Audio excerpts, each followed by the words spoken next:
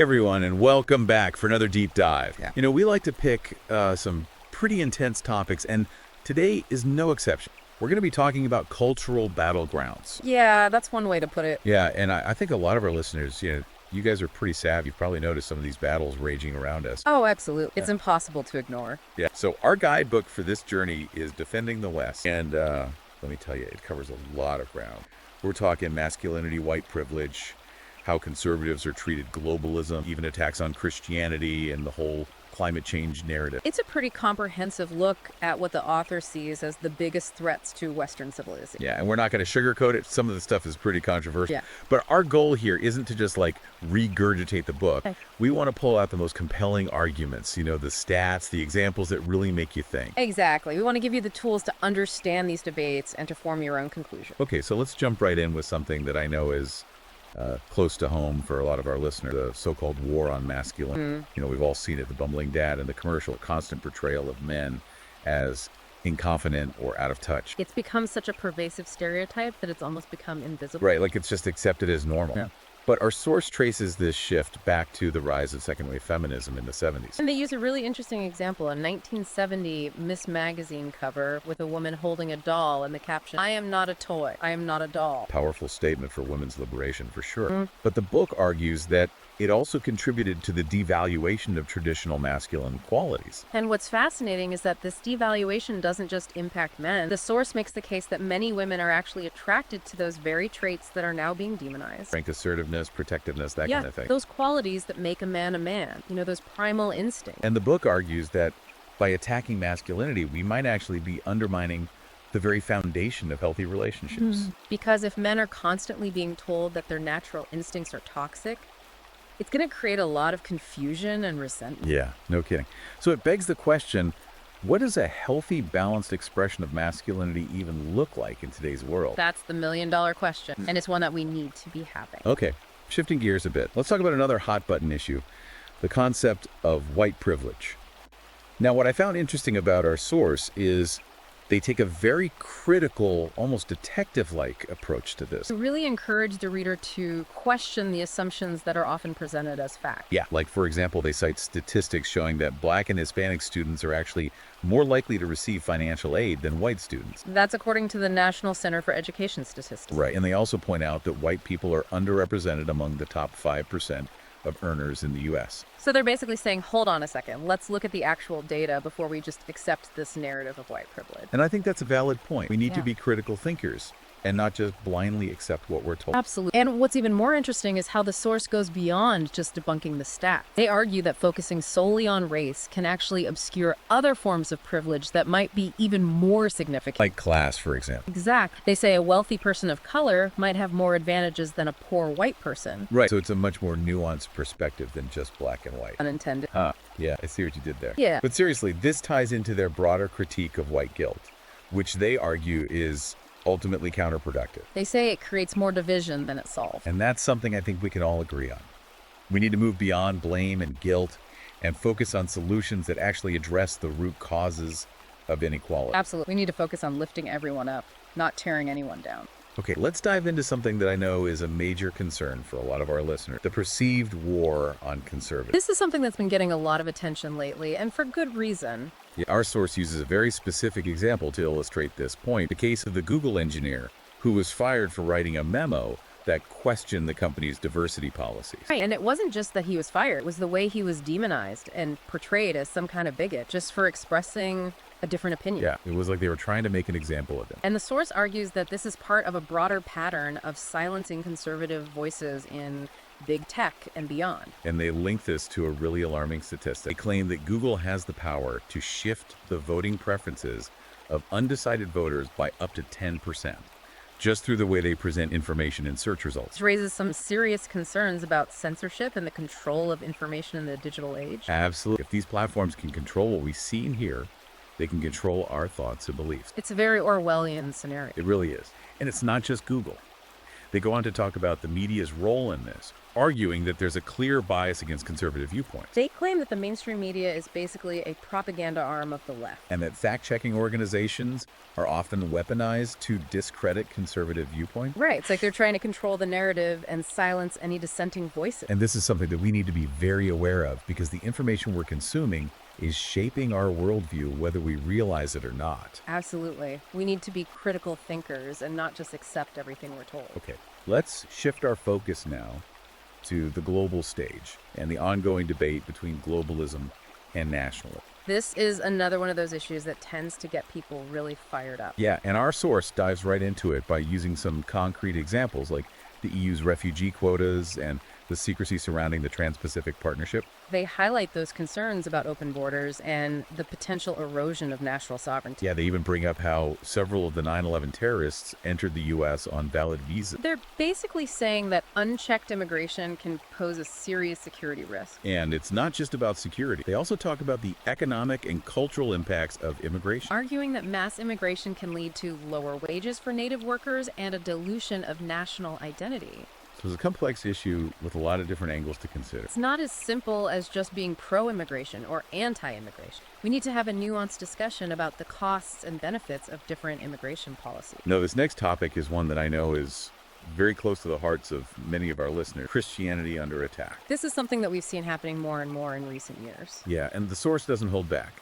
They argue that leftist ideologies are actively seeking to eradicate religion, particularly Christianity. They point to the increasing secularization of society and how traditional Christian values are often portrayed as outdated or even harmful in the mainstream media and academia. They're basically saying that Christianity is being demonized. And they're particularly concerned about the impact of what they call the woke ideology on the family structure. They argue that it undermines traditional gender roles and family values, leading to the breakdown of the family unit. It's a clash between two very different worldviews, a traditional view of family and faith versus a more progressive, secular worldview. And the source is arguing that the traditional view is under assault. Yeah, they're basically saying that the left is trying to redefine what it means to be a family. Okay, let's move on to a topic that's been dominating the headlines lately: the trans agenda. This is another one of those issues that's really polarizing. Yeah, the source dives right into this with an example of a California teacher who labeled any dissenting views on transgender issues as transphobic. And they use this example to illustrate a broader point that this isn't about genuine tolerance or equality,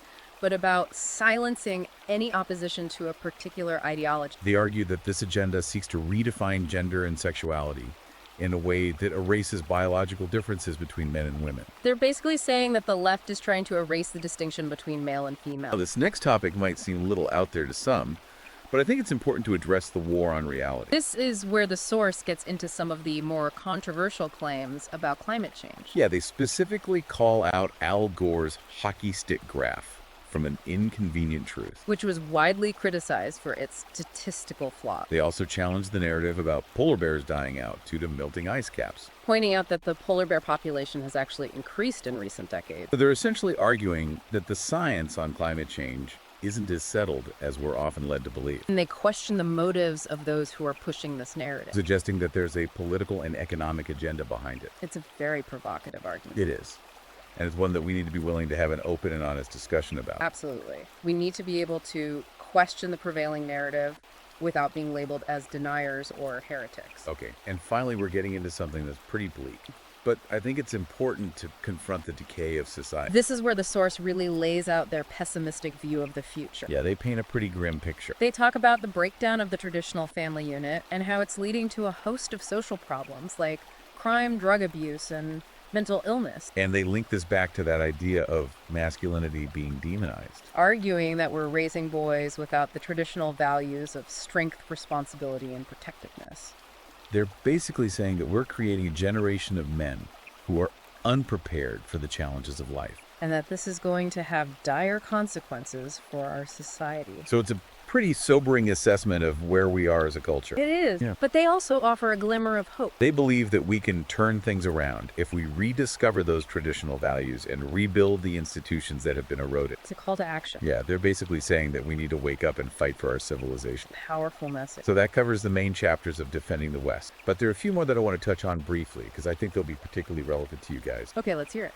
For example, There's a whole chapter on the criminalization of self-defense, where the source takes a very pro-gun stance. They argue that restricting gun ownership actually makes society less safe because it disarms law-abiding citizens and leaves them vulnerable to criminals. It's a perspective that resonates with a lot of people who believe in the right to bear arms for self-protection. Yeah, they're basically saying that the government can't always be there to protect us, so we need to be able to protect ourselves. And then there's a chapter on the rise of the deep state, which taps into that idea of hidden power structures controlling things behind the scenes. They claim that this deep state is working to undermine our values and erode national sovereignty. It's a concept that's gained a lot of traction in recent years, particularly among those who distrust the government and the mainstream media. Yeah, they're basically saying that there's a shadow government that's operating outside of the normal channels of power. Okay, wow.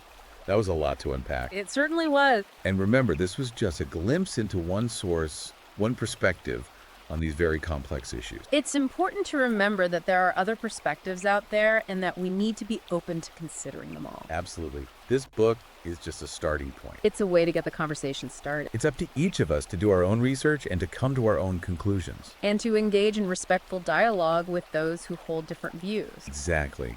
We need to be able to have these difficult conversations without resorting to name-calling or personal attacks. Because at the end of the day, we're all in this together. We are, and we need to find a way to bridge the divides that separate us. I agree. So keep thinking critically, keep questioning everything, keep fighting for what you believe in. And most importantly, keep an open mind. Thanks for joining us for this deep dive. It's been a pleasure. We'll see you next time. Take care. It's a lot to think about for sure. But I think one of the key takeaways from all of this is that these cultural battles aren't just about ideas. They're about power. Exactly. It's about who gets to control the narrative, who gets to define the terms of the debate, who gets to decide what's acceptable and what's not. And one of the most potent weapons being used in this battle is language. Absolutely. The way these issues are framed, the words that are used can have a huge impact on how they're perceived and ultimately who holds the power. It's like that old saying, he who controls the language controls the masses. Exactly. And we see this happening all the time in these cultural battles. Like with the term white privilege, for example. Right. The source argues that this term is intentionally divisive, designed to make white people feel guilty and less likely to push back against policies that might disadvantage them. It's like a way of silencing dissent before it even begins. Precisely. And it's very effective. Because most people don't want to be seen as racist or privileged, so they just shut down and go along with the narrative. It's like they're being bullied into silence. In a way, yes. And another weapon being used is the control of information. We touched on this earlier with big tech and media bias. But it goes way beyond that. It's about who gets to decide what information is shared, how it's presented, and who gets to control the narrative. It's like we're living in an information bubble, where we're only exposed to the information that the powers that be want us to see. And that's incredibly dangerous, because if we're not exposed to different viewpoints, if we're not allowed to question the narrative, then we're essentially living in an echo chamber. And that's not good for anyone. No, it's not. So what can we do about it? How can we break out of these information bubbles and start thinking for ourselves? Well, the first step is awareness. We need to be aware of the fact that we're being manipulated and that the information we're being fed isn't always objective or neutral. Right. We need to start questioning everything. Exactly. Don't just accept what you're told. Do your own research, read alternative news sources, and talk to people who hold different views. Get out of your comfort zone. Yeah, exactly. And be willing to change your mind if you're presented with new information. I think that's really important. Be open to new ideas and be willing to admit when you're wrong. Absolutely, because none of us have all the answers. And the only way we're going to get closer to the truth is by having open and honest conversations with each other. I agree. So let's keep talking, let's keep questioning, and let's keep searching for the truth. I'm in. Now let's bring this back to the source material and the idea of defending the West. What do you think the author means by that phrase? I think it's pretty clear from the book that the author sees Western civilization as being under attack. Both internal and external forces. Right, and he believes that we need to defend those values and traditions that have made the West great. Things like individual liberty, free speech, limited government, the rule of law, and the Judeo-Christian values that underpin our culture. Exactly. He sees these values as being under assault from the left, from radical Islam, from globalism, and from a host of other threats. And he's calling on people to wake up and fight back. To defend our way of life. To preserve our heritage. To protect our freedom. And I think that's a message that resonates with a lot of people. I think so too, because I think a lot of people feel like something is wrong with our society but they can't quite put their finger on They it. sense that something is off. Right, and I think this book gives them a framework for understanding what's happening and why. It helps them to connect the dots. Exactly. And it gives them a sense of hope that we can turn things around. If we're willing to fight for what we believe in. Absolutely. Okay, I want to go back to something we discussed earlier. The war on masculinity. It really struck me when the source talked about how society is pushing men to be more feminine. Yeah, that was a really interesting point. And while those qualities can be valuable, they argue that it shouldn't come at the expense of traditional masculine traits. Right, it's about finding a balance. Exactly. We need both masculine and feminine energy in our society. And we need to allow men to be men without shaming them for it. I think a lot of men are struggling with this right now. They're being told to be one way, but their instincts and their upbringing tell them something different. It's creating a lot of confusion and frustration. And I think it's contributing to some of the social problems we're seeing, like the decline of marriage and the rise of fatherlessness. I agree. And this brings me to something that I think is particularly relevant to our audience today, the concept of covert contracts in relationships. Ah, yes.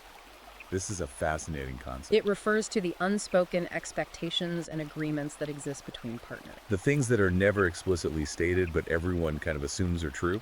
Right, like those traditional gender roles we were talking about earlier. Maybe there was this unspoken agreement that the man would be the primary breadwinner and the woman would stay home with the kids. But now those roles are changing. And those unspoken agreements might not hold up anymore. And that can lead to a lot of conflict and resentment. Absolutely, because Yeah. if those covert contracts are violated, it can feel like a betrayal. Exactly. And I think this is something that a lot of men are experiencing today. They're feeling like the rules of the game have changed, but no one told them. And they're feeling betrayed by the women in their lives. Right.